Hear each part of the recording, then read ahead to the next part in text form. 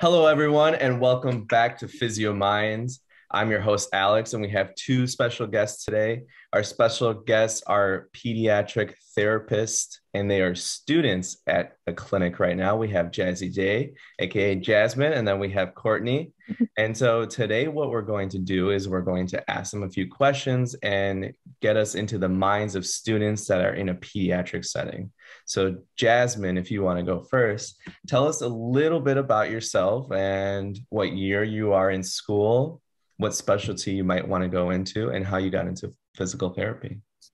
Okay, so I'm Jasmine and I am in my seventh term right now.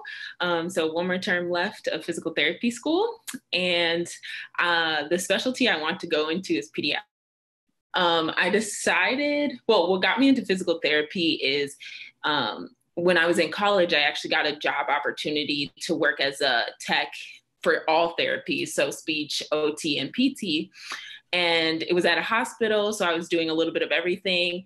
And just being in that setting, you get to see literally everything. So it kind of opened my eyes to just what their physical therapists do.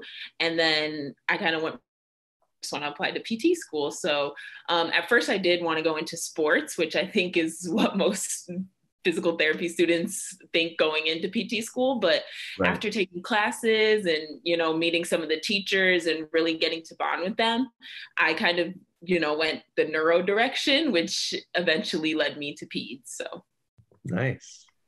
Nice. Courtney, we're going to ask the same questions. What got you Alrighty. into PT? I went to a magnet program in high school that was the medical program. And basically 10th grade came around and they were like, here's a list of medical professions, pick one, and that's the one you're going to stick with. So I looked at PT and I thought it was a cool profession because, exercise science, you're healing people without, medications and stuff like that. And that was kind of my whole understanding at that point, what PT was. I didn't really know a whole lot about it. Mhm. And then I had gotten injured. I was a cheerleader for pretty much my whole life. And I got injured and I went to BT. And as I was there, I'm like, they get to watch ESPN and tell me how to do exercises and then just hang out and talk to me like as I exercise. Like, this is the greatest job ever. Like, who would not want to do this all day? So Right. like Jasmine said, I went into PT and I was like, oh yeah, I'm going to do sports. I want to do sports. And as soon as I got into PT, every time I did shadowing stuff, I realized I love working. Parkinson's patients were like really interesting to me. Stroke Mhm. patients were really interesting to me. I figured neuro was definitely the route I wanted to do, but I also loved working with kids. So I figured, why not just do the best of both worlds and do pediatric PT? So Yeah, that's that's why awesome. I ended up with pediatric PT as my route of choice. That's awesome. Yeah, and both of you are in a pediatric setting. And from what I know, one of you are in more of a sports section and the other one is more neuro. Is that correct? yes. So Nice. Yeah, so you'll go ahead, Jesse. okay, so it's like split. You have ortho like patients, and then you have like PTs that who more focus on neuro. Some do both. It's really your preference once you're in that setting, like which one you want to do. Mhm. My clinical instructor both neuro focused. One of them does take ortho here and there, but it's more specific, like dancers or like specific to a certain sport. But other than that, I mostly see neuro patients, the little babies and stuff like that. Oh, wow. Okay. So for the babies that you see, what age group are they in? Like what's the age range for a pediatric neuro patient? Honestly, it's pretty wide. The youngest that I had so far was 3 weeks old. Oh, A that's younger than referral what I from a had. yeah, referral from a pediatrician, which isn't necessarily super common, but usually around like the 4 or 5 month is like when most of the babies get referred. And then the oldest patient I saw, I think, was 19, which was an ortho patient. Okay. And sorry for all the questions, but what about like the range of pathology that you see? So like you can see from MS to possibly a traumatic brain injury or stroke. Is that Yeah. common? So in outpatient, it's a little more like the kids are functional, even though they may have a lot going on. So there's a lot, I have a lot of patients with like musculoskeletal disorders like torticollis, stuff like that, or just like simple ACL injuries, things like. There's also on the neuro side, see Down syndrome is a really big one. What else? CP is a really big one that I've seen a lot. I have a patient with arthrogryposis. So there's a few with like genetic disorders that haven't even been discovered yet. So it's very interesting to see like how they come in from the pediatrician. Some of the pediatricians just refer them to physical therapy and say they have delayed milestones. And it's like they might have genetic disorder, they might have CP, and like they don't even know until they're like in physical therapy, which is actually very interesting. Wow. So you're kind of helping them diagnose what they have. Wow, that's really interesting. Mm-hmm. Yeah, we've had a lot of different, probably just everything that I think we learned in peds, which is kind of crazy. Some of my biggest cases that we've had was like C1, C2 spinal fracture. That was kind of like one of our crazy cases, just to see him, like he was like a miraculous recovery type of deal, just because I think it was more of like a shock factor is why he was not performing so early on, but he was basically went from not walking to like now he's running around the gym. Holy moly. And then yeah, so that was like really cool to see. And then another one that we've had was like a hypoxic brain injury. He was a near drowning case, and on the record it says like, you know, it was like 25 minutes or something before they found him. So it's like stuff like that that we get those patients. And then you also have to look at, you know, these are the type of patients that, you know, they may never function on their own. So then you kind of have to look at more of the educational, you know, what can I do for these families to help them continue through life and like not need PT every day forever, because it's not realistic, it's not functional. But we see a lot like there's a deletion one. We have like 3 of those, and I had never heard of that diagnosis before. Yeah, what is that pathology? It's hard to describe because they look normal and they act normal, but it's like almost just the way to describe it is like just delayed everything, delayed in every field of rehab, like speech, OT, PT. They probably do the best in PT because I feel like gross motor milestones are easier to achieve, but like a lot of them go to feeding therapy and speech and OT, and all of those are like their sensory processing and just how to communicate and stuff is just not it's more difficult for them, I would say. So it's interesting to see the different diagnoses that like I would have never have seen outside of pediatrics, I guess. And then with sports ortho, we see a lot of spinal fusions. I've seen a lot of low back pain, which I was very surprised being in a pediatric population. And we've had some fun ones, like we had a meniscal repair one. We had one ACL patient. So we've had some other fun stuff, like we had a motorbike cross racer, and he had like a slap tear that we had been rehabbing, and I caught him at the end of rehab. So like I get to do all the really fun stuff with him. So yeah, it's been a good time. So yeah, I think like how Jazzy does more of the neuro, I think I really enjoy doing the sports and the neuro because I kind of get the best of both worlds. So I definitely think I'd end up being the PT that wants to treat both. That's awesome. I think it's really interesting to see that, you know, you can treat literally babies, like Jasmine was here with a 3-year-old, and even younger, they have them in like the ICU or the NICU, and then you can go all the way up to 19 because pediatrics has a wide range depending on what it is. So I guess the range would be from when you're born all the way up to around 21, I think. 21, because the oldest I've had is 20. Okay. And that's usually with someone who's had so it could honestly probably could be somebody like my younger brother or something. If he injured his knee or something, he went to you guys, he's still considered pediatric even though he's over the age of 18, right? So yeah, the surgeon has done a lot of sorry to interrupt you, but the surgeons, if the ones from the hospital, if they do the surgery, then they recommend to a PT within the facility, and that's usually how they end up at one of the outpatient centers. Yeah, that makes a lot of sense that they do that. you kind of keep it within. Mm-hmm. What have you guys seen different with the treatments that you have with younger patients? So under the age of 15 or 18, what have you seen that's different when you're treating them versus maybe your other clinicals that you've had? I would say just like the ability to is like you're not dealing with adults. So when you're treating an adult in like outpatient ortho or something like that, you can tell an adult like go do 10 clamshells, you can walk away from them and then go chart or like go deal with another patient. But a kid, like you're gonna have to be like there running around. You might tell them to do like play a game, like pick up these fish, and they're gonna be like, no, I don't want to play with fish today. So kind of just like figuring out like they don't want to do that. So how do I like think on my feet to change the game to something they want to play? And like I have some kids that they come in the gym, they want to do the same thing every single time. So like they see the fish, they want to play with the fish every single time.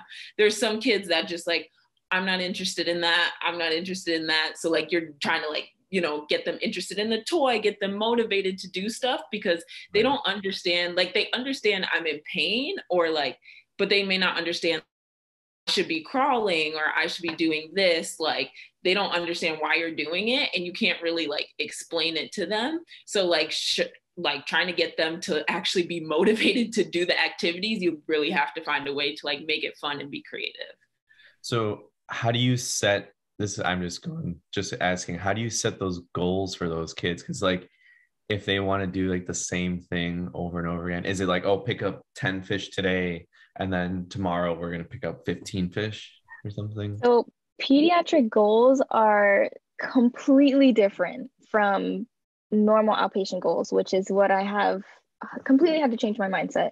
And I almost like it better. To me, writing goals for pediatrics is easier because you have to make it functional. Like you have to write a type of goal that says this kid is going to be able to squat down and keep midline position with trunk and neck while doing, 10 squat downs to pick up an object without raising its heels up because he's a toe walker. And it's like stuff like that you have to think about gross motor wise. If you have a kid that's 6 months old and he's being treated for 6 months as like your time frame, what are those gross motor milestones going to be in 6 months? So you have to think along the lines of, okay, how many steps is this kid going to be able to take by the age of 1? How steady is he going to be on his feet? How can he cruise laterally? What gross milestone should he be at that point? And then you have to take those goals and you turn those goals into therapy.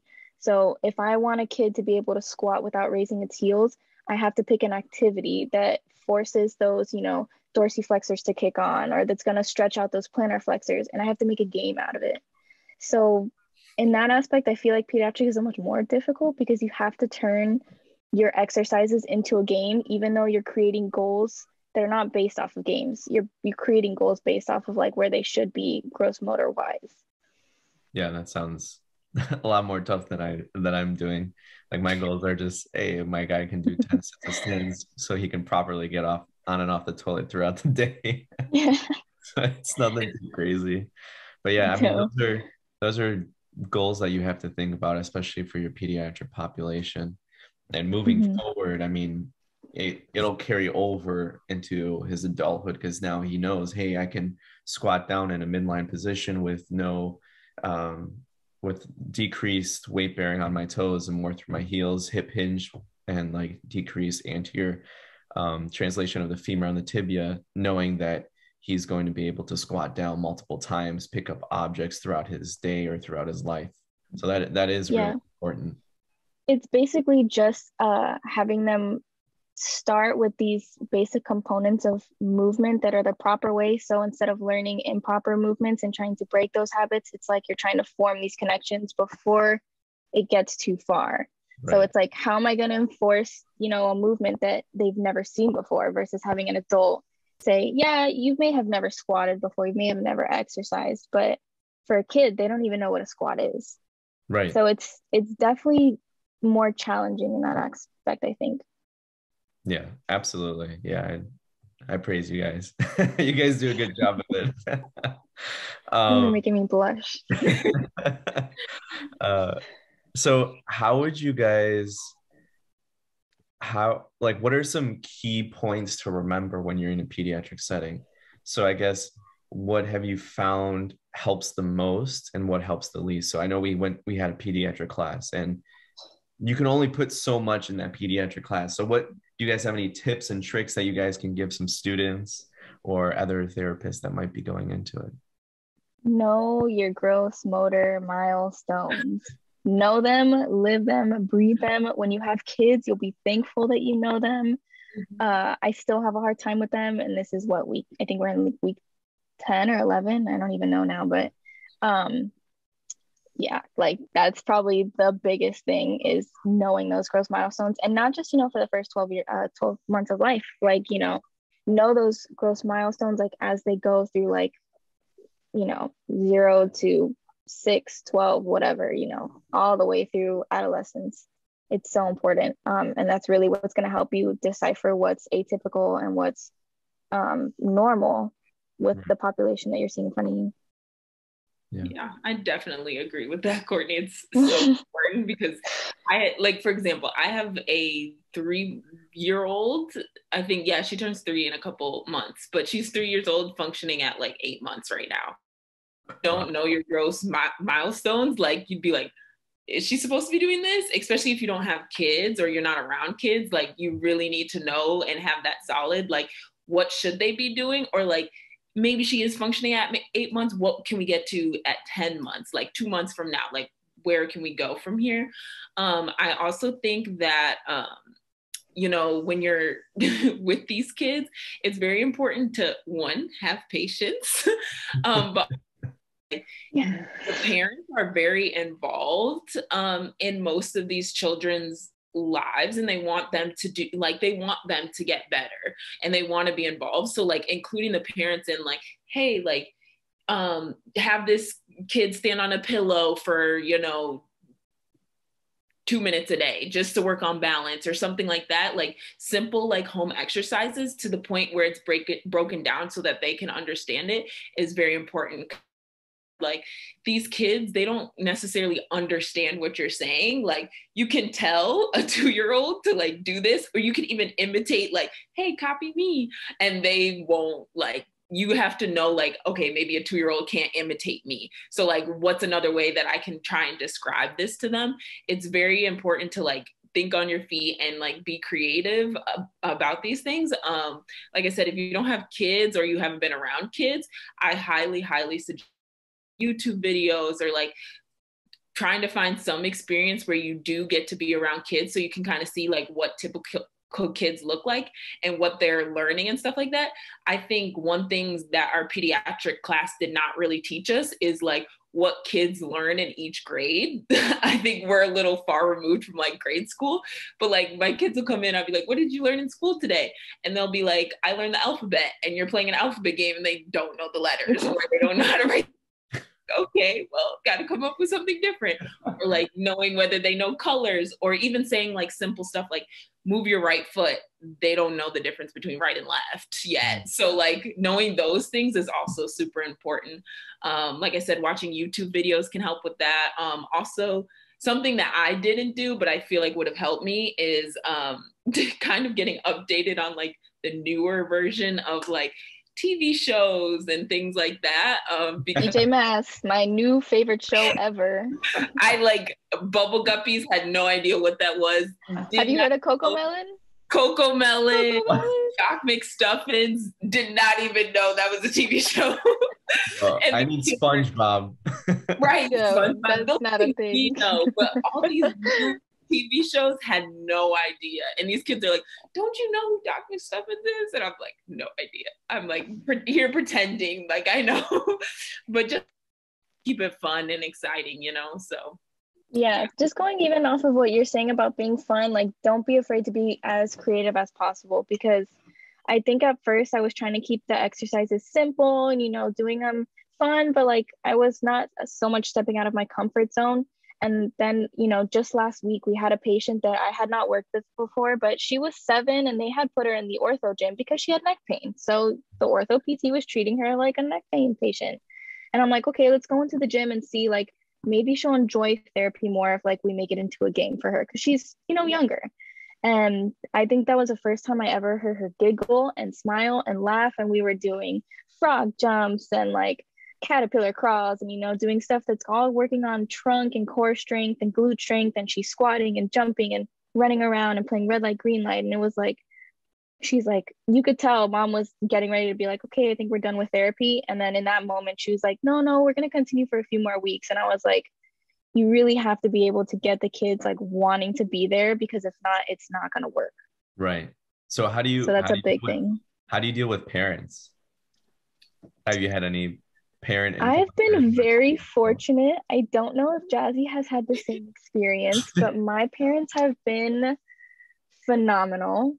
Because they got their own stuff going on too. They're very realistic. I have had very few parents come in there and be like, okay, why isn't my kid walking? And they're like 6 months old. And you're like, okay, because they're 6 months old. Right. But a lot of my parents are like very realistic, even with like very severe diagnosis. They kind of know what they're getting. The only thing is, I think their education is lacking, and I don't necessarily blame that on them. I feel like whoever's giving these diagnoses out and their pediatricians and like their other doctors are not educating to the point where I'm like, why is the first time you're hearing about scoliosis from me when, you know, you have a curve, you've had an x-ray for it, and you don't know anything about bracing. You don't know about what degree they start doing surgeries at. You don't know about how long you have to wait before they can say that, you know, your curve's not going to get worse because you've passed that growth period. Like, exactly. Why is nobody telling them about this stuff? So besides that, and that's not their fault, but I don't know if Jazzy's had the same experience at her location, but I've had, like, majority of the parents are good. We have like a lot of, they call them lifers, which means like there's kids who have literally been there since the place opened, like 8 years. These parents have been coming every single week over and over again. So like a lot of the parents who have kids who are a little more involved, they want to do everything in their power to help their child. And especially the ones who also have like, I find that first time parents have like a bunch of kids are the ones that tend to be more involved. It is hard, and like they do get stressed. I have a parent who literally comes to our sessions and sleeps the entire time, and then at the end of the session, we've had some criers. Yeah, some criers here and there. Like they really are like stressed, and you know, it's a lot to have to deal with this and like see your child maybe struggling or like crying during the therapy session and have to sit back and them or like listen to them cry and not be able to like pick them up and stuff like that. So like I think all the parents, if you educate them properly on like how serious the situation is and like what the things they can do to help their child either at home or, you know, elsewhere, a lot of the parents are willing to, at least at the bare minimum, bring them twice a week to therapy on time. Or just do something simple, like I said before, standing on a pillow for 10 seconds while they watch TV, like right. Simple like that. But a lot of the parents are really dedicated. Like they want their kids to get better. Yeah. Definitely. That's good though. That's really good that you know, you have parents out there that want their kid to get better. And I think majority would, but it's definitely difficult to see them go through therapy, especially if they have issues going on with everything else. Yeah. So I have one more question.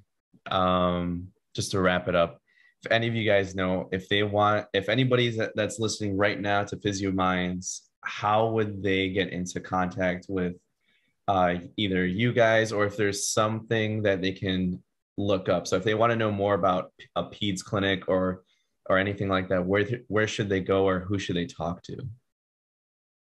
I felt like this was something I was looking for since the day I got into PT school, because I knew I wanted to do peds. And no one really seemed to have an answer for what to expect, what to do. They all kind of said, you know, you'll know when you get to peds.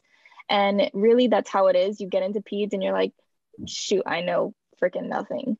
So my biggest advice, if you want to learn more, go shadow a pediatric physical therapist and do it for a few weeks. Don't just do it for 1 or 2 sessions, because you won't fully grasp what's going on, especially if you're in PT school and you've taken your pediatric class already.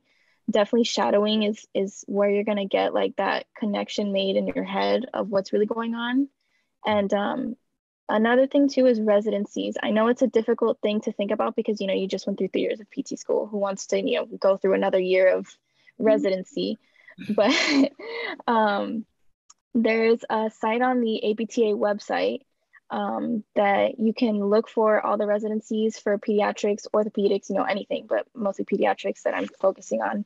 And it shows you all of the list of the programs, what they require and what they really focus on throughout their programs. And if it's something that you're interested in, you really want to expand your knowledge from PT school, like that's a great option in my opinion. So that's really all I got. No, that's perfect. I definitely agree with Courtney. Also, if you can find either a professor or like me and Courtney get the opportunity to have a pediatric clinical, and even if you're on the fence and you're not, I would say if you do get the chance to have a pediatric clinical, take it. Like, don't hesitate, take it, because in fact, push for one is what I'm telling you, because it will make or break your career outside of PT school, and even if in my opinion. Sure, it's easier to like go and do the clinical and be like, okay, kids is not for me. This is not what I want to do, rather than not having one at all and wishing you would have pushed harder. I think it kind of changes your mind to like, do you really want to do you? So I think that if you can get into that, super helpful. Like I said before, YouTube videos helpful.